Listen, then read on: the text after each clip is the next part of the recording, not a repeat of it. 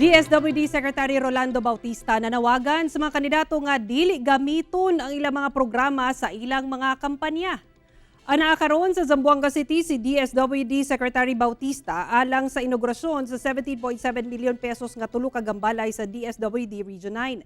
Mato ni Bautista nga bisan og nahumana ang mga payout activity alang sa social amelioration program sa gobyerno, apan nagpadayon gihapon ang ubang programa sa DSWD sama sa Pantawid Pamilyang Pilipino Program for Peace, financial ug medical assistance sa mga nanginahanglan ug uban pa.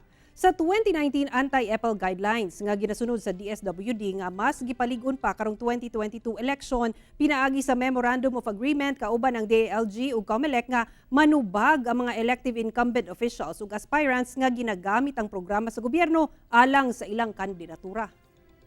Naiipit ang aming mga personnel. No, lalo na pagka may mga situation na hindi magkapartido, pagka mga ganyang situation, na ipaliwanag nyo na sa politicians, sa ating mga politicians na ito po ang aming guidelines, bawal po yan, but despite of that, ginawa pa rin nila,